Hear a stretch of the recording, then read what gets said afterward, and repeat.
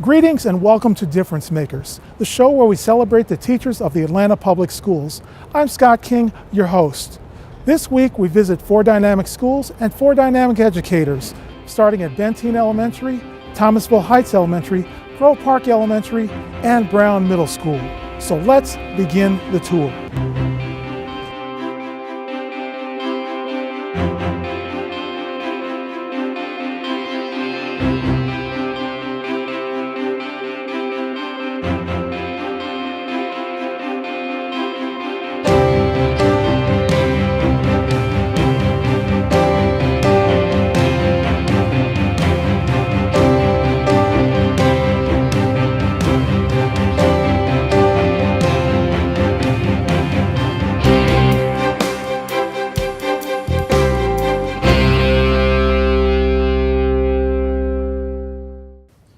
Our first stop takes us to the Grove Park community, where we meet a teacher whose passion for education was discovered somewhat by chance. Her non-traditional path to a thriving kindergarten class eventually made her Teacher of the Year here at Grove Park Elementary School. Let's go and meet our first difference maker, Tanja Michelle Wright. How many seasons do we have? 4. Let's say them. Spring, summer, fall, winter. What season are we in right now? Well, I think I was always meant to be a teacher, but I didn't go that route first off. I did a lot of the programs in school. In high school, we had a teacher cadet program where your senior year, you would get to go to a school and kind of be an assistant in the classroom to kind of like get more students to go into the field of education. But even when I graduated, I still didn't go into education. I actually started off as engineering.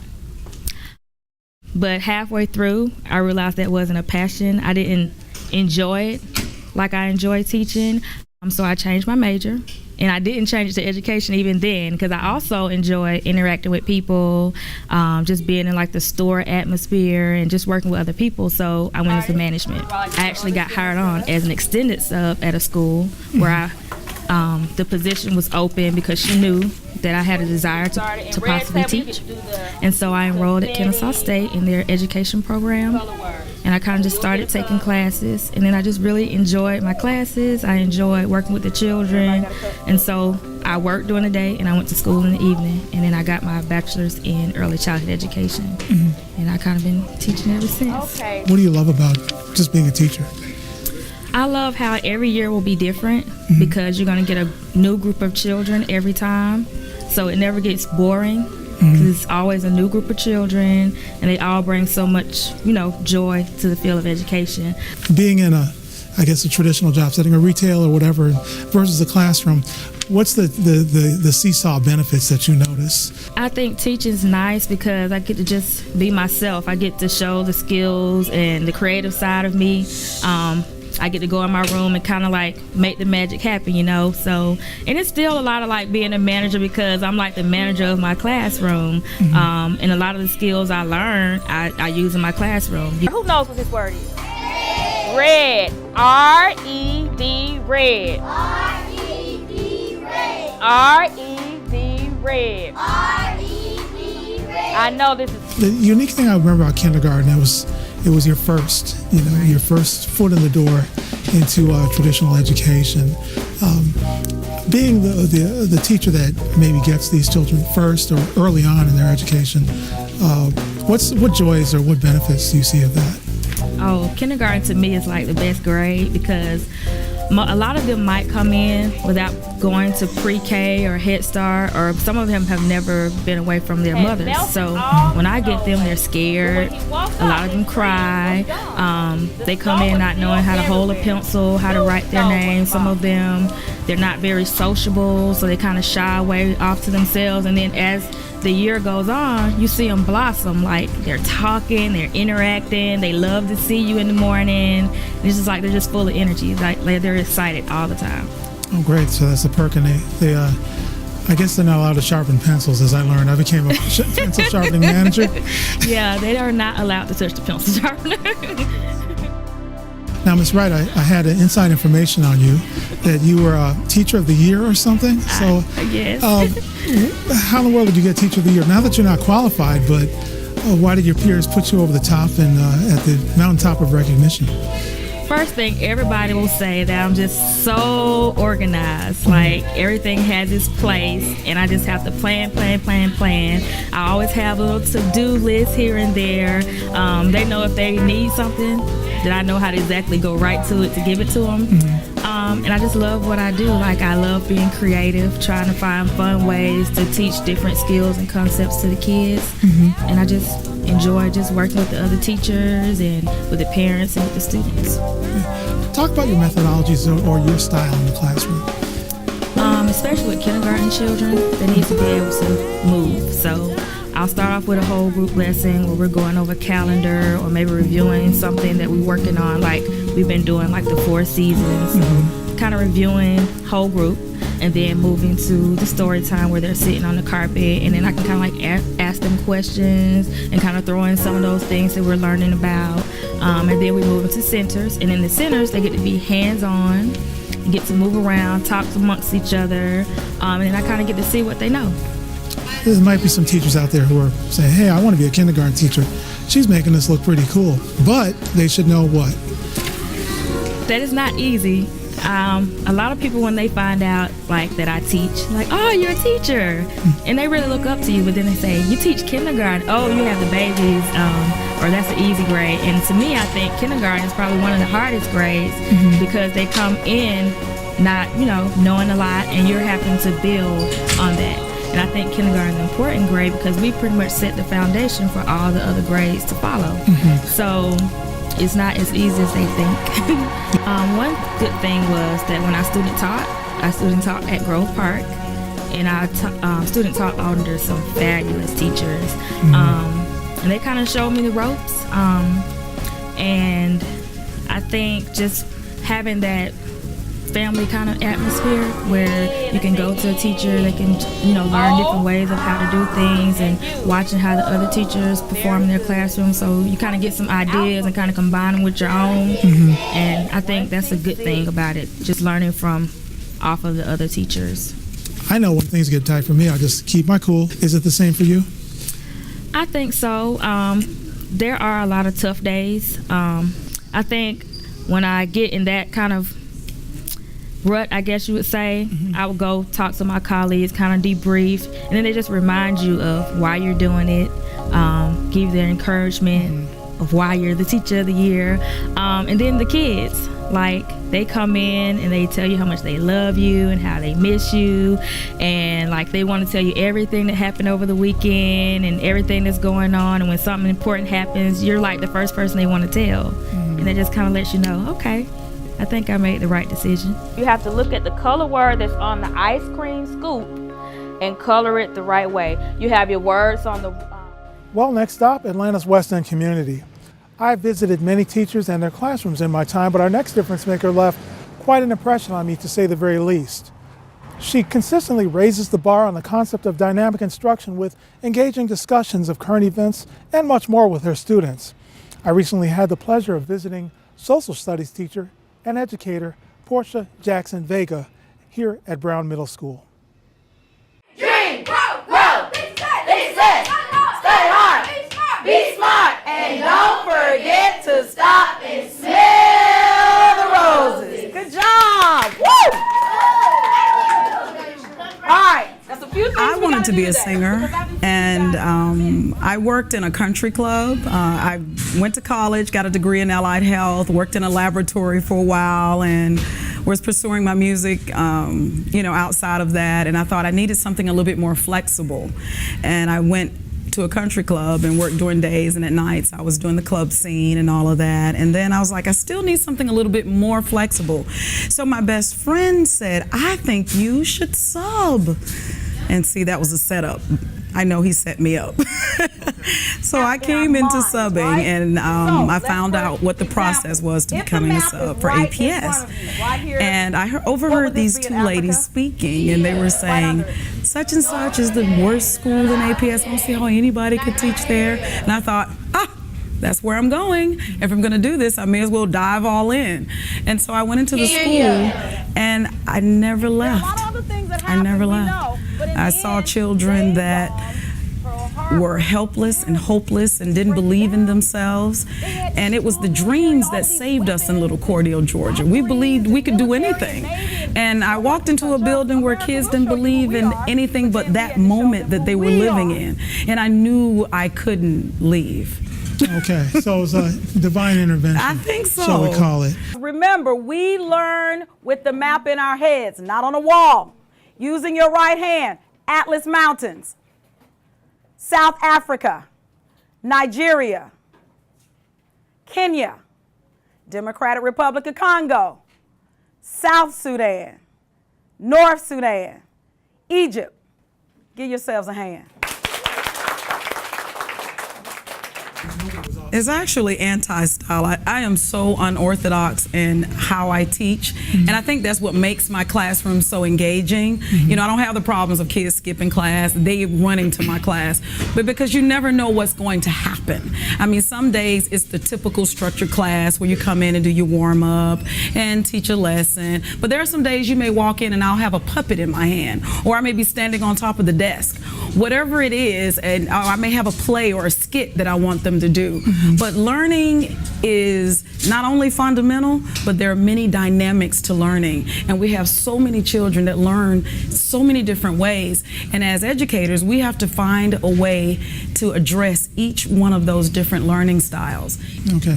Well, despite all the theatrics, incredible theatrics in your classroom, I'm thinking of the appropriate terminology. Oh, we didn't scare you too much. Right.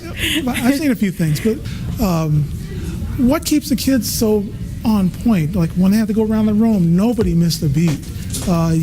Somebody doesn't have a chance to get lost. From one of the key things to me in having a successful classroom is children learning. You have to be ready from the moment they hit the door. Secondly, you have to be excited about it yourself. And they feed off of me. So if I'm excited, I'm like, oh, I have something great to teach you today. And then we start off with our positive affirmations. That sets the tone for the classroom. It's positive, it's upbeat, and whatever is bothering anybody, by the time we get to the end of those things, we're ready to learn. Are they taking our jobs, or are we not applying for them? I keep digging. Who feels differently? I keep studying every night. Okay. I prepare as if it's my first lesson ever. I do a lot of planning. I do a lot of reflection so that I can get better at what I do. And I listen to these children. I listen to their dreams. And those that don't have dreams, I instill dreams in them. I get to know them so very, very well. We have a lot of days where I close that door and we're just personal. And we just talk about our dreams and our goals and things that are happening in our lives. And that in turn strengthens by what I'm teaching. They're, you know, kids, the kind of kids that I teach. All right, who was next? Could care less about social studies. But if they know that Ms. Jackson cares about them and what is happening in their lives and willing to listen, then they'll learn social studies. They'll learn anything I say learn. They'll watch the news. And they told me in the beginning they hated it, but now they love it. Because it's important to them that you care about them. That is key. I love you. That was pretty good. Give So her what's a the hand. next big step for Ms. Jackson? I am enrolling at Georgia State for the PhD program. And the thing that tugs at my heart the most is reading. This is 107 boys at Urban Prep School in Chicago. And they're all graduated from high school. Now you're like, well, what's so significant about that? I'll tell you what's significant about that. When these boys got to the 9th grade, only 4% could read on grade level. Now, all 107 of them are going to college. Is that worth celebrating? Yes. Absolutely. Absolutely. Now, You saw the picture of the celebration with the boys at the Urban Prep School in Chicago. 4% of them could read in 9th grade, but yet all 107 of them are going to college. Well, I have kids every year that can't read, or 3-4 grade levels below. I want to find a program, and I want to devise this program. I want to study, and I want to find something that's guaranteed to teach every child to read. We can't keep ignoring the fact that the gorilla in the room is the fact that we're not paying attention. We keep passing kids along and they're not learning because they can't read. You can't do anything if you can't read. And I don't understand why that is not the issue. We keep focusing on math and language arts and science. But you can't do any of those if you can't read. Exactly. If you can't read, what are we doing? I think we're failing our kids, and we got to turn this thing around, and we got to be real about it, as the kids say. Over what? Foundation. What did you say? Flooding. What advice would you give to aspiring teachers who might be watching this? You got to have a lot of patience, and you obviously you're not doing it for the money. It is a calling for you. If you think that it's just a job of security because you can't find anything else, don't do it. The people who last, I think, in this business are the ones who are truly passionate about it. And if you're not, then this career is not for you. But if you are, jump in. Jump in quick, because we need you. Is yours worth catching? There's no right way to do a wrong thing. There's no right way to do a wrong thing. Benteen Elementary School, right behind me, reminds me of what I like about Atlanta Public Schools. That's diversity. This school prides itself on its ability to communicate with its unique stakeholder base. Our first difference maker prides herself as a dedicated professional who believes her impression on children should be that of a lasting one. She's done that now for over 10 years. Let's go in and meet difference maker Tawanda Harris. Woo! Woo! Go around! Woo! Good job. Okay, close your books. I'd like to know how you got into teaching for starters. Well, I blame my mother, or I thank my mother, whichever way it goes. But when I was younger, I used to spend time with my mother at work when I got out of school. She worked in the superintendent's office. She was a secretary. We got a lot of the damaged, thrown away type of furniture. So of course, my basement was set up like a classroom. My mom found old desks. I had old carbon copies of something, and when my cousins would come over, we had to play school. Of course, they dreaded coming down in the basement. I'm like, no, I'm always the teacher. And so from that, I kind of got a glimpse of what I wanted to do in the future. And so every time I came around children, I was always the one in charge. I was always the one that just kind of kept them occupied. And so it kind of came natural to me.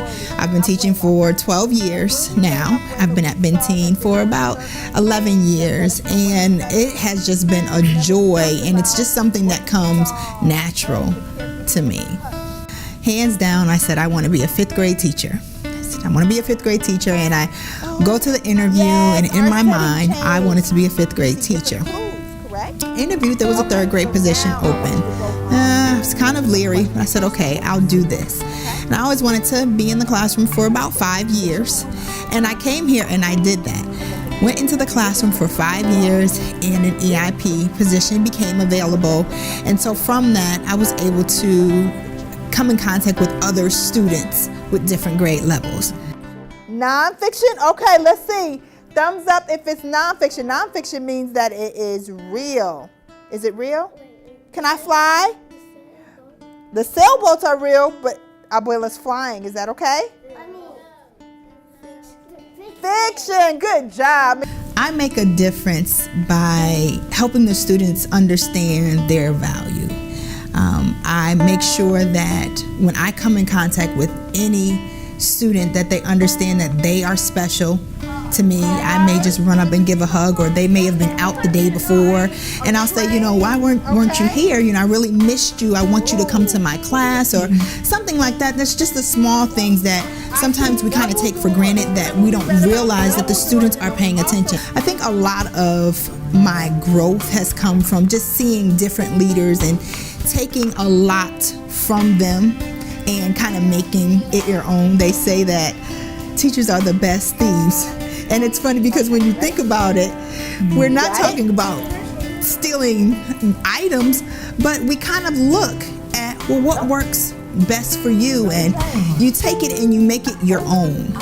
Like I said, we don't know everything. You know, we kind of learn and grow. And one year we might say that this really worked, and then the next year go in and say, I don't know what I was thinking. This is just not with this group of students. And just being able to adjust and move and not be afraid to ask another teacher, well, what is it? What is it that you're doing, and how do you deal with this type of child or this type of students? And it just helps you to kind of gain more experience to really meet those students' needs. And I think at the end of the day, however you get it so that you can serve the students the best way that you can and really be a good example, a positive role model, an encouraging part of their year. Exactly. Well, I think what's unique about our community is we have such a high Hispanic population.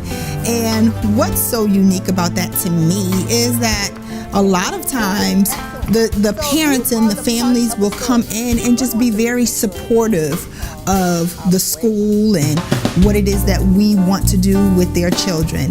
We used to go knocking on the doors the first week of school to meet our students, to meet the families, and we had little welcome bags and all of that. And it just meant a lot because we went into their environment to just really say we care. We know that you always come to our environment, but we would like to come to your environment. So, just really trying to start some more of those things, which is in the working, to start some of those things where we may have a PTA meeting in the community so that we can just really make that connection to help those family members understand that we're all on the same team. She is my mother's mother. Abuela means grandma in Spanish. Abuela speaks mostly.